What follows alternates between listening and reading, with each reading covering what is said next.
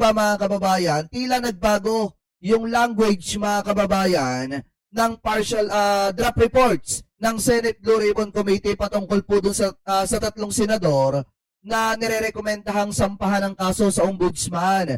At ang nangyari po ngayon mga kababayan, saglit na charge. Parang ang dating ngayon, magiging subject na lamang po ng preliminary investigation. Ito pong tatlong senador at yung iba pa na nirerekomendahan na sampahan po ng kaso dyan po sa ombudsman. So ngayon, ito, pakinggan po natin itong nakita nating balita. Galing po mga kababayan sa News 5. Sabi po dito, sinimula ng i-revise o baguhin ang draft partial report ng Senate Blue Ribbon Committee kaugnay ng flood control scandal ngayong Martes, February 10 mga kababayan. Actually, ano po yan? Kahapon po yan. At ang nangyari nga, saglit na charge, subject na lamang for preliminary investigation, itong tatlong senador mga kababayan at yung iba pa na nirerekomendahan ng Senate Blue Ribbon Committee na sampahan po ng kaso sa ombudsman. So ngayon ito, i-play po natin. Sinimula nang i-revise o baguhin ngayong araw ang draft partial report ng Senate Blue Ribbon Committee kaugnay sa flood control scandal. Live mula sa TV5 Media Center, namumuno sa balita si News 5 Senate Correspondent Nean Los Baños. Di ba mga kababayan, mapapatanong kayo, ano ang nangyari?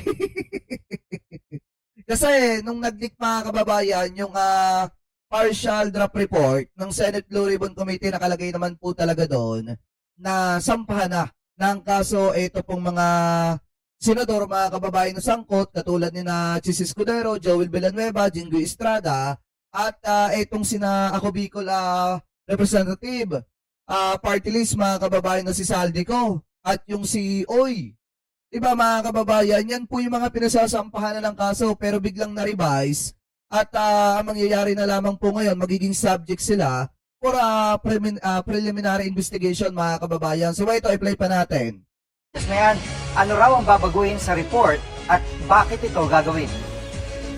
Jiggy, kasalukuyang binabago o nire-revise ng Senate Blue Ribbon Committee yun ang partial committee report kaugnay sa mga pagdinig na ginawa ng komite sa flood control scandal. So himayin lang natin kung matatandaan nyo, Jiggy, yung nag-leak na document last week tungkol dun sa draft partial committee report, ang kabilang sa mga rekomendasyon doon ay pagsasampa na rekomendasyon para Ay, Kuya Admin Arman P. Megrab shoutout po. Wala po yung signal natin kagabi. Kaya ngayon po natin itinuloy ng umaga. sampahan ng kasong plunder, bribery, malversation of public funds, yung ilan sa mga dati at kasalukuyang mambabatas. So ilan na dyan sila Senator Jinggoy Estrada, Senator Joel Villanueva, Senator Chis Escudero, dating Congressman Zaldico, Mitch Cahayon Uy, at dating Senator Pong Revilla. Pero dun sa nirevise na wording o yung language o tono nitong partial committee report na ito, wala na yung recommendation to file charges, kundi recommendation to undergo preliminary investigation. Dahil ang sinasabi ni Senator Ping, to begin with, hindi naman talaga ang magpa-file ng kaso ay Senado. Dahil trabaho yan ng Ombudsman at DOJ. Pakinggan natin, Jiggy, yung bahagi ng paliwanag. Diba mga kababayan, mag-undergo na lang sila ng preliminary investigation. Saglit na mangyayari, pasasampahan na lamang o rekomendahan ng Senado na sampahan po ng kaso itong mga ito about po sa mga plunder, malversation, mga kababayan, etc. Ang mangyayari na lamang po ngayon, inirekomenda ng Senado na isa lang po sa preliminary investigation itong mga senador. Saglit na diretsyo na agad na sampahan ng kaso. Anyway, shoutout po sa inyo kay Ma'am Bergie Natsui at kay PB Suzuki. Mega love shoutout po. Ni Senator Ping Lacson. Yung tatlong senador, hindi na to be charged, but to undergo PI. PI. Yun din naman talaga yung ibig sabihin sa hindi naman namin pwedeng i-recommend sa court, na i-check sa court, kasi only the DOJ and the Ombudsman are authorized to provide information for any person to be charged before the court, di ba? So kinarek lang namin yan. Jiggy, ang mahalagang tanong natin dyan kay Senator Ping Lacson, humina ba yung kanilang rekomendasyon or na-weaken ba? Ang sabi ni Senator Ping Lacson, hindi napahina yung rekomendasyon, parehas pa rin yung substance. Pero kayo mga kababayan, kung kayo po ang tatanungin, sa tingin nyo, napahina pa yung rekomendasyon mga kababayan buhat ng palitan po nila ng language na saglit na charge ang nangyari subject for preliminary investigation na lamang po. Kasi mga kababayan sa akin, parang ang dating kasi humina.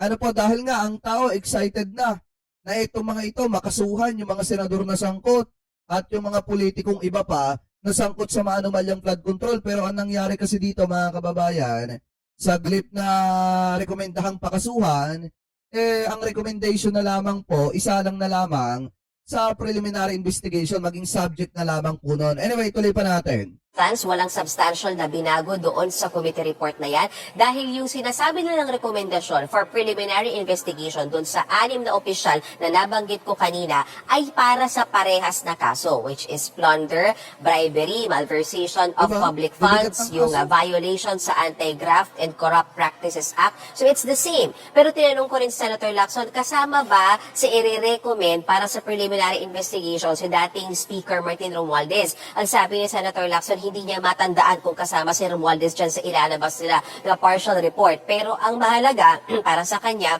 ay kumpiyansa siya na makakakuha siya ng sapat na lagda o yung 11 senators, so 11 signatures para ma-report out yung committee report na yan. Hopefully makuha nila yung 11 signatures or more this week and then maibababa na sa plenary next week at mapagdedebatehan na yung laman ng committee report na yan, Jiggy.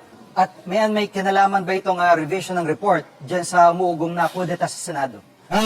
Jiggy, natanong ko rin si Senator Peng Lacson kung una, bago yan, may kinalaman ba doon sa umaangal kasi Jiggy yung ilan sa mga membro ng minority bloc doon sa direksyon na pinupuntahan nitong committee report na ito na tila ang nadidiin daw ay puro mga senador at wala halos mga kongresista. So sabi ni Senator Ping, walang kinalaman yan sa angal ng minority bloc. So natanong ko rin siya, may Hindi, at saka kung titingnan nyo naman mga kababayan, iba naman po yung Senate at iba naman po yung Congress. So nagkataon lang kasi mga kababayan na nung nagsalita sa Senate Blue Ribbon Committee, ito mismong sa Senate Blue Ribbon Committee pa, investigation, hearing mga kababayan, nagsalita itong si Bernardo na talagang sangkot yung ibang mga senador katulad ni na Joel Villanueva at na itong sina Bong Revilla.